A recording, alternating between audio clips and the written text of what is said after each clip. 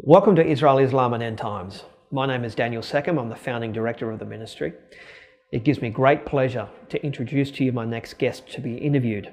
His name is Dr. Bill Warner, and he is regarded as the world's leading authority on political Islam. He is an author as well as a scientist. He has a PhD in applied physics and mathematics from North Carolina University. He's also the head of the Center of the Study of Political Islam, which he founded as a result of his research into Islamic doctrine. He has written a number of different books and is a highly sought out speaker and commentator on the topic of political Islam. Please welcome Dr. Bill Warner. Dr. Warner, thank you so much for your time. Thanks for inviting me and having me here. As a former professor, it's always nice to have another opportunity to teach. Now, there is a lot that has happened since 9/11, and we've now gotten to the point where Islam is on the news pretty much nearly every weeknight. What has happened since 9/11 that Islam has grown to such prominence? What has happened to our world is that we are resuming what had been left off before the colonial period of the Europeans. Translation: Islam is now powerful in the sense that it has money, and it has gone back to what it should have been doing in the first place, which was to always oppose the kafir.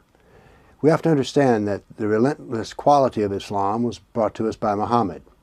Muhammad committed 100 acts of jihad in the last 9 years of his life, and that averages out to be about once a month. Hence the relentless quality of the jihad. And let me say something here. We need to use the right word, which is jihad. These are not events of terror. They do contain that element, but you see, when we use the word terror, it doesn't give us the real source of the suffering, which is Islam. When we say jihad, we know what the source of the material suffering is. So the other part of the Islamic doctrine is that jihad is to be waged until every single person is a Muslim, and that the Sharia rules the entire world.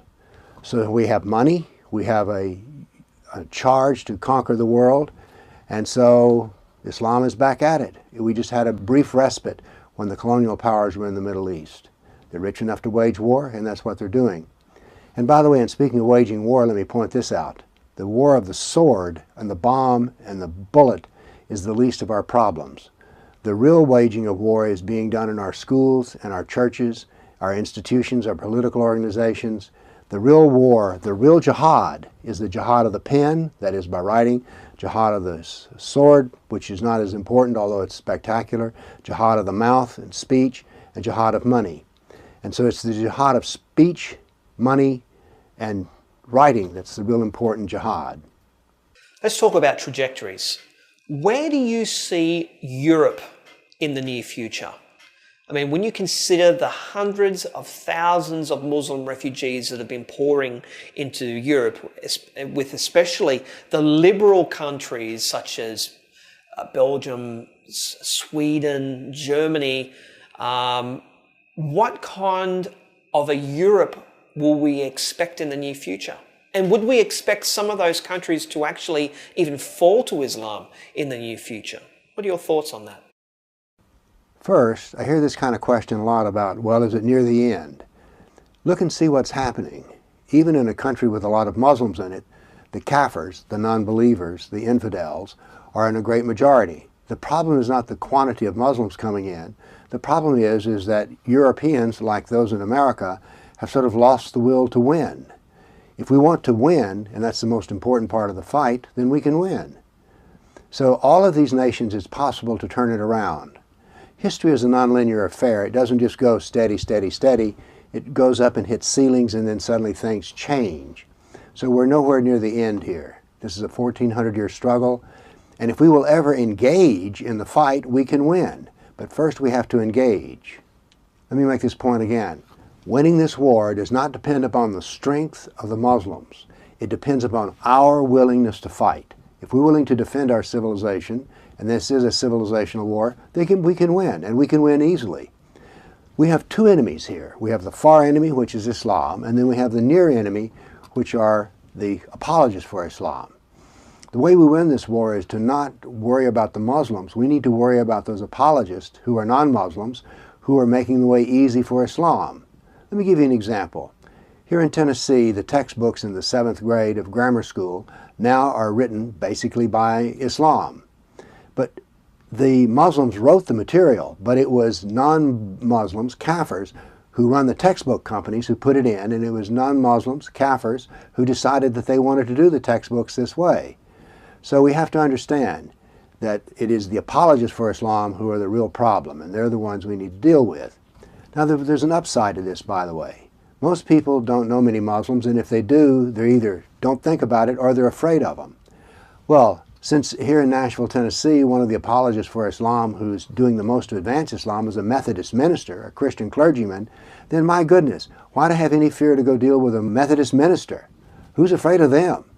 So if we clearly understand who our enemies are, it's easy enough to win this war.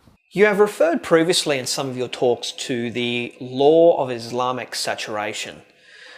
You say that when Islam enters a country, it reaches to a certain point where it becomes irreversible and gets to the stage where Islam subjugates that nation. At what percentage or at what point do you put that to? Actually, my law of saturation, which just comes from observing history, doesn't preach that there's a critical point. It just says that once Islam enters a society, its strength will grow and grow and grow until finally Islam becomes all of this society. Let me give you an example in Turkey, which in the book of Revelation is called Asia Minor, also called Anatolia. Turkey used to be Greek and Christian, but today there's only a handful of Christians left.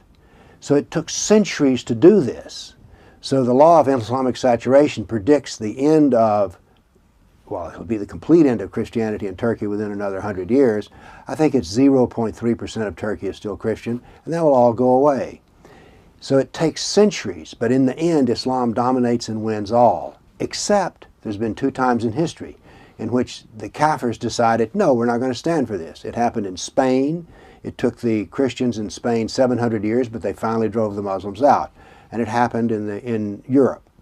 So we can win, it's just that we need to decide we want to win. But the law of Islamic saturation says unless we oppose in a very direct way, we will cease to exist as a civilization. Another trajectory I'd like to talk to you about is what's actually happening in the United Nations. What are your thoughts on the disturbing trend of Islam having disproportionate influence over the United Nations and where that will be leading us in the future? Well, the United Nations. It sounds so good on paper and it works so badly in execution. Actually, I have a motto which works well in our country, which is UN out of US, US out of UN. But that's just my personal motto. The United Nations is dominated by the OIC, the Organization of Islamic Conference, or Islamic Cooperation. The name has changed over the years and I never am quite sure. Here's the point about the OIC that is most ruinous to the United States and Europe. It is the OIC, the 57 Muslim nations, that determine what is a refugee. So here in America we get refugees, but they're Muslim refugees. Why are they Muslim refugees? Because the OIC applies Sharia law, which says no, the Christian and the Jew and the whoever else is always subjugated to the Muslim. So they're applying Sharia law. The problem is, in America, we don't question this. The great tragedy is, even amongst the churches, there's no pushback from the churches to say, whoa, if we've got to take refugees, why don't we bring in Christians? So the problem is, the Muslims care, the Muslims want to win, and the Muslims are willing to do whatever it takes. And here in America, the churches and other good people are simply not willing to say, well, you know, we need to change things. In America, there is a massive passivity about Islam. Whatever they want to do, just let them go, leave them alone, because, you know, if we oppose them, we'll be bigots and haters. So there is a dreadful progress in the United Nations, and it is all against us. But the idea sounds so good, Bill. I tell you, when I was young, they told me that the road to hell was paved in good intentions, and I thought, I don't know about that. Well, let me tell you something. I'm 75 years old and I'm telling you this. The road to hell is paved with good intentions, and one of the biggest paving stones to hell is the United Nations. Here's another thing about the United Nations. Since it's at the very peak of the moral mountain, if you will, here's what I find when it comes to Islam. The higher you go, the less they know. And I don't think that our representatives who go to the United Nations know anything about Islam, but they're willing to sit there and smile. What are your thoughts on the extraordinary vice grip of political correctness that's on the West at the moment? Especially with what we've been seeing happening in Europe. We've seen a woman holding up a sign that says we'll trade racists for rapists. Even some Swedish women who are saying that they even deserve to be raped by the Muslim migrants. Are we witnessing the Stockholm Syndrome being played out before our eyes? Well, the United States is definitely part of the West. I haven't seen that sign, but nevertheless, we see that the United States is gripped in the throes of political correctness. Political correctness has been brought on here in America by all of those with good intentions, but what has happened is there's no longer honest discourse in the United States. For giving talks such as I'm giving right now, I have been called by the Southern Poverty Law Center, which is a left-wing organization funded in great part by the United States government. They've said that I'm one of America's top 10 haters, bigots, and racists and Islamophobes. Now, these are strange things to say to me. They also say I'm a Muslim basher, which is really odd because as you'll listen to me throughout this talk, I never talk about Muslims, except Muhammad. So here's the deal. When I was young, there was a saying, "Sticks and stones may break my bones, but names will never hurt me." I now live in a country in which people are horrified at anyone saying anything against them. So they will buckle under and do anything as long as you don't call them a racist. And by the way, a big irony of me being called a racist. When I was young, I took part in civil rights, did community organization, voter registration, demonstrations, leafleting, and then I taught for 8 years in an all-black university. But because I say that the Sunnah of Muhammad is evil, or commits evil against the kafir, I'm a racist. I mean, the point I'm making here is that the names don't even need to make any sense. In America, people are so gun-shy that they're like, don't call me names, I'll do anything if you just won't call me a name.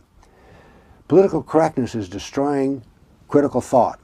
Our society, our civilization is built upon critical thought and the golden rule. Critical thought is the intellectual cornerstone, the golden rule is the ethical cornerstone. Critical thought, without it, we don't have anything left. In our universities now, this happened here in Nashville, Tennessee. At a university, there's a wonderful black professor. Luckily, she's tenured, and she said something in her class. She says, "This is politically incorrect," and she went ahead to state it. There was such horror. Now, they couldn't call her a racist, because in America, if you're black, you can't be called a racist. White man only. The university condemned her in public, and then went ahead, and from the office of the president, there came out a directive that if these students who had been exposed to these ideas and words were so traumatized that they had set up special counseling for students who had been horrors, heard an idea they didn't agree with. This is the nadir of intellectual thought, where a new idea that you don't like is going to cause you to have trauma. You're going to become psychotic or something because you didn't like the idea. That's where it's all leading to. It's a dead end to our society. Political correctness is the greatest evil in our society today. Maybe it's not, but I can make a case for it if you have another one you think is worse. Let me say one thing more about this. The reason that the left is winning on this issue is they're willing to take to the streets. They're willing to be confrontational. In America, the conservatives are not willing to be confrontational. They like to talk to themselves, write emails to each other, write well-reasoned articles that are on their own web pages. And the logic is good, the conclusions are good, but they're not willing to show up in the public marketplace of ideas. That is, conservatives in America, they don't pick up signs. They don't go into the classrooms of America and debate about it. So as a result, the classrooms are free of conservative thought or conventional thought, and the reason is the conservatives are too gutless to show up. They're only comfortable with their own. That's one of the remarkable things about me. I'll get in anybody's face. Unfortunately, we have too few of me. I don't mean to be bragging about myself, but I am saying that at least I will stand up. And most of the conservatives will complain to themselves and then their own websites. So you can't just blame the left for winning. I blame us for losing. Last year, when Islamic State released that video of those Coptic Christians who were beheaded on the beach in Libya, they opened up the video with the title that said, "A message signed with blood to the nation of the cross. Who are they referring to when they say the nation of the cross? The nation of the cross. Islam has a fixation on the cross. And when they take over a church, the first thing they do is break the cross. And whenever they appear in a church, if at all possible, they ask for the crosses to be covered up. Now, what is an enormous tragedy is that Christians will invite Muslims into their church and then cover up the religious symbols because they don't want to offend. You see, here in America, the churches don't want to offend anybody for any reason. They're all addicted to the doctrine of nice, not the doctrine of Christ. So the nation of the cross is America, or anyone else who has a church in it. Now, what's ironic, of course, is that America no longer claims to be a Christian nation. We had our current president even tell us that no, America is not a Christian nation. And in a strange way, they're all right. But what happened was in the formation of America is that it was founded on civilizational principles that were Christian. This was not formed to be a Christian nation in the formal sense, but it was to be based on Christian ideals and principles. Now, another word they use for us is crusader, and they hate the word crusade. So they call us Nation of the Cross or Crusade. Now, as America, we're called also by the Shiite the Great Satan, and the Little Satan is Israel. That is, we're the Great Satan and Israel's the Little Satan. So in a broad sense, believe it or not, the Nation of the Cross, even in a strange way, includes Israel. Islamists often say that they will conquer the Romans or the Crusaders. Who are they referring to when they say they will conquer the Crusaders or the Romans? Well, we've already covered the bit about the Crusader, but the Rome, which is spelled in the most translations out of Arabic as the Rum, R-U-M, which the word does appear in the Quran. Now, oddly enough, the Rome was not Rome of Rome, Italy. Instead, this was Constantinople. The Byzantine Empire was what they called Rome. The title shifted over even though it was referring to the western part of the empire. So what they mean by Rome is basically all of the West. It means Europe.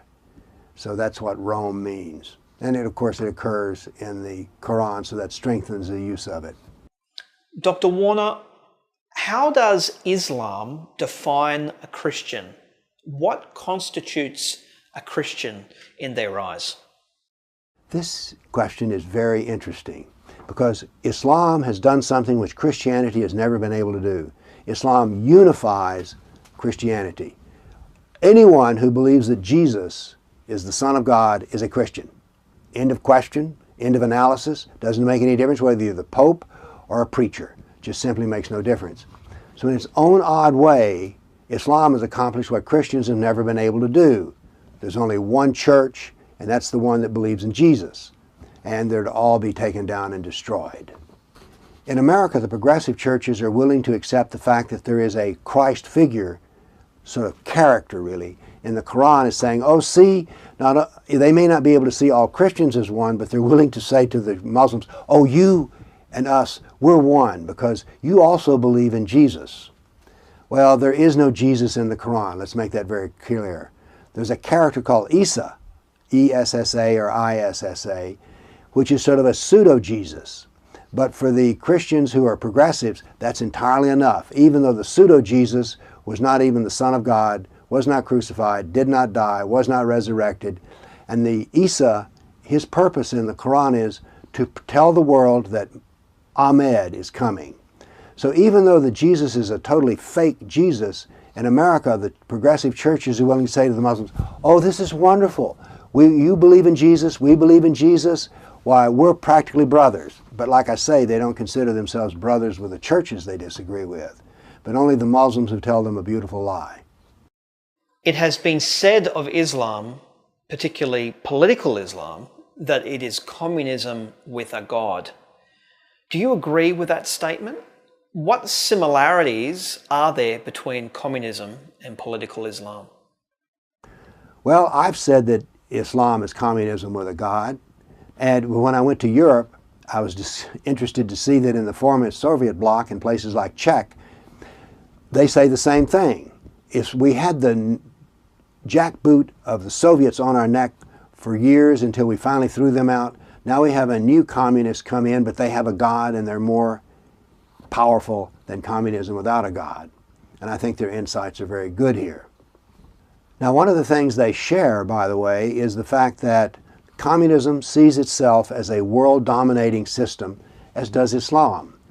Communism has a big emphasis on the community, or the, I'll call it the, what's the word I want here, the hive, the group, whereas the conservatives tend to be more about individuals. Well, you see there's a strong link here to Islam, because Islam holds up the Ummah, the Muslim community, in the highest position. The Ummah is greater than the individual. So the communists share with the Muslims world domination and the emphasis on the community, or the group. Does that help to explain the uncanny alliance between Islam and the left? Yes. In America, as in Europe, the big enemy is not Islam, but the left. Now, the left are utopians. I knew a woman one time who was a former she was still a communist, and I made some remark about the incredible suffering that happened under Mao Zedong, Pol Pot, and Stalin. And she says, oh, but that wasn't real communism. So here we have an idealist talking. The facts don't matter. In Persia, well, it's called Iran now, it was the left, the Tudor party, who brought Khomeini to power. And 5 days after Khomeini came to power, he issued death warrants for the leaders of all the Tudor parties. So the left sees themselves as the hammer, and they see Islam as the anvil. What they do not realize is this alliance is quite temporary, and as soon as Islam comes to power, there go the left. Why have some elements within Islam been so against Western technology and Western education?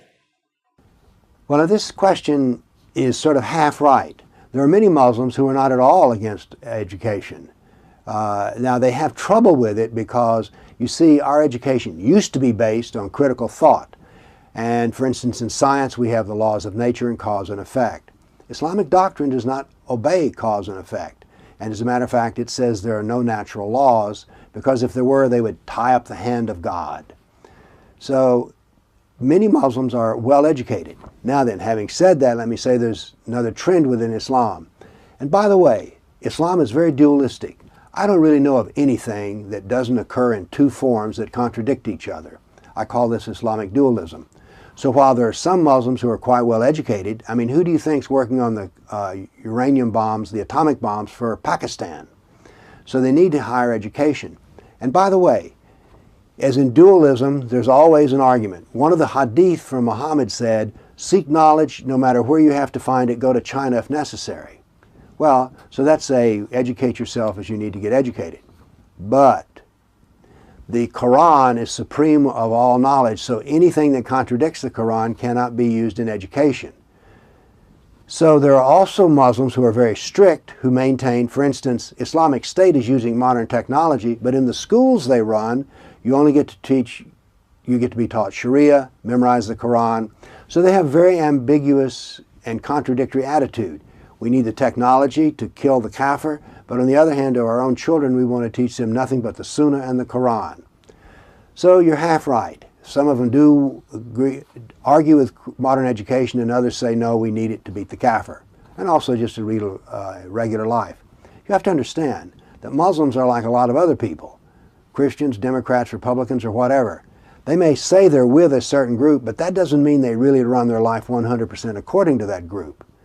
So, yes, there are reasons for Muslims to not want to be educated, but there are others for do so. Now, we've all heard of honor killings and how a Muslim father would tragically murder his own daughter because she was deemed to be too westernized. What is the reasoning behind this? Islam has a doctrine of the kafir, K-A-F-I-R, the non-believer.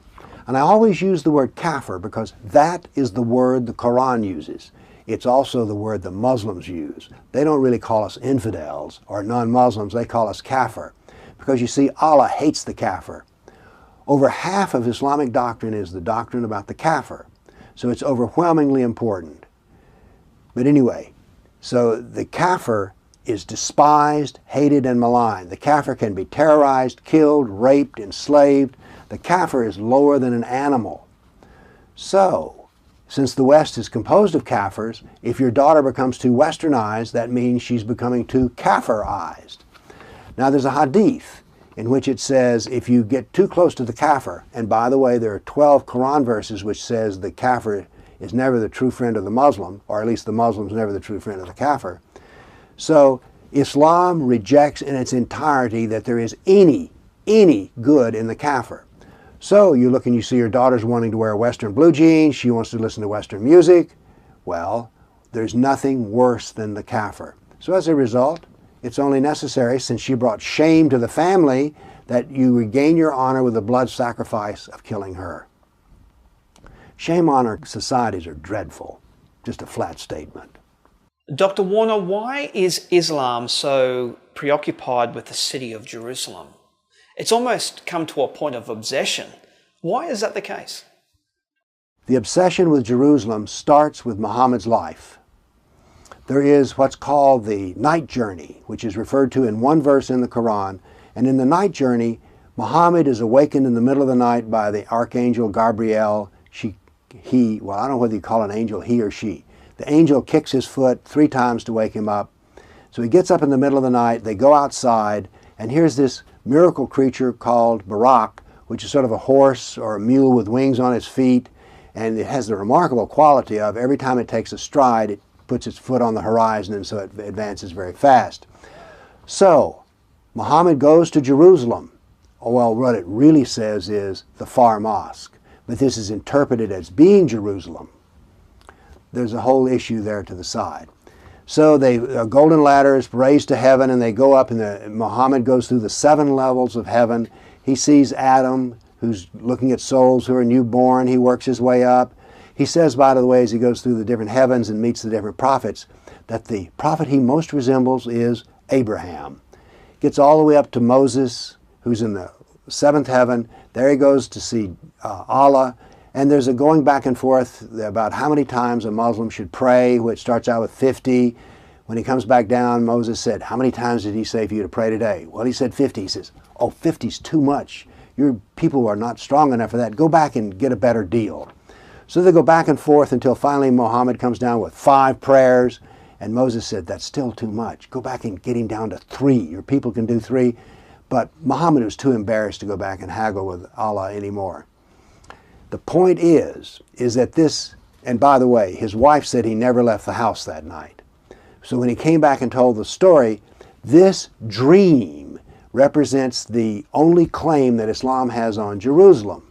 And like I say, the hadith or the story of Muhammad doesn't really even include the word Jerusalem, it's just the Far Mosque. But upon this claim, they claim Jerusalem. Now you have to understand, in Islam, once you own something, a piece of land, it is always Islam's. That's the reason that the Muslims refer to Spain as their territory. It's theirs, and they see all of Eastern Europe as theirs because their foot was once there. So that is their claim for Jerusalem. But the political reason, the psychological reason is simple. Islam must dominate everything. Islam is to replace and crush Christianity. It's to replace and crush Judaism. And so therefore, this is a symbolic action. Islam has subjugated Jesus, has subjugated the Christian, has subjugated Moses, and has subjugated the Jew. So that's the reason they must have Jerusalem, because they will subjugate everything. Remember, war, jihad is to be done until all the world submits, including Jerusalem. One of the things that is disturbing from the Islamic scriptures is the amount of Jew hatred that is there. Why is that the case? Can you explain the reasoning behind that? I've dwelt in my talk so far most of the time about dealing with Islam and Christianity, but Islam despises the Jew more than it despises the Christian. As a matter of fact, there's even a Quranic verse which says that the Christian is a better man than the Jew. Now, Islam has 2 totally different views about the Jews, and we need to be clear about these. The first thing is, in the early part of the Quran written in Mecca, the Jews are elevated to the status of ideal people because Muhammad had a problem. Here he was, a middle-aged businessman, and he now is going to be prophet of God for all the world. Well, if you're a middle-aged businessman and you come back to your community and say, God's talking to me through his archangel and he's telling me how to run your life, you look and go, are you crazy? No, you're a middle-aged businessman. Why do we care what you say? So he proved his prophecy by doing this.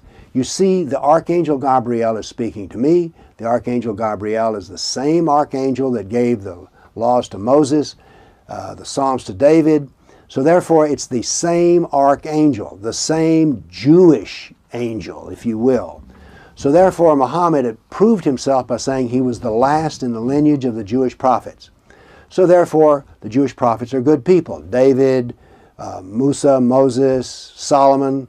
So these are all good people. Now what happened was, when he went to Medina, there were no Jews to speak of in Mecca, so no one could say, what do you mean? But when he got to Medina, everything changed, because there were 3 Jewish tribes.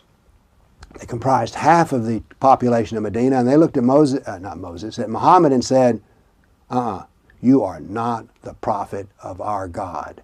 Because you see, he also claimed to have the same God. Now it turns out nobody got to offend Muhammad. He was offended. So it took him 2 years, but after 2 years, the 3 Jewish tribes were crushed. They were exiled, they were executed, they were enslaved. So Islam, Muhammad completely subjugated the Jews. Now you think that might be enough because he killed all of them in his hometown, but there were other Jews around, and he made it his point to attack and crush the Jews of Khaybar and the Jews of Fadak. So therefore, it is the purpose of Islam to absolutely and completely subjugate the tribe of people who said to him, you are not a prophet. So there is a fixation that Islam has with the Jew, and it is a fixation that will not go away. Let me assure you of that. Dr. Warner, thank you so much for agreeing to be interviewed by Israel, Islam and End Times, and thank you for your well thought out answers, and we appreciate all the research that has gone into what you do. And at some future point, we would love to have you back on the show. God bless you. Well, it was a pleasure being able to talk with you. I thank you so much for the work you're doing. We need many more people like you, people who will ask difficult questions and then present the truth to the world. Thank you for my opportunity. Thank you so much for watching. If you'd like to know more about what's happening with Israel, Islam and End Times, please go to our website. It's www.israelislamandendtimes.com. On the website, you can find a whole range of different topics with what is going on in the world at the moment, particularly with what's happening within Israel and with what's happening in the Middle East, in particular with the Syrian crisis, with Islamic State, and all the surrounding nations that are surrounding Israel. Also, we focus on topics to do with what's happening in the West, particularly with what's the rise of liberalism in America and the implications that has for the rest of the world. Also, check out our YouTube channel. We have interviews with world-leading authorities on different topics regarding Israel, Islam and End Times, as well as recorded talks from our previous seminars. Also, like our Facebook page, follow us on Twitter and also on Google+. If you believe in what we're doing with this ministry and you would like to get behind us, support us, then please pray for us. Your prayers are greatly appreciated, and also consider giving financially to the ministry. Please go to our website at www.israelislamandendtimes.com/donate, and there you'll find a range of different options in which you can financially support the ministry. Thank you very much.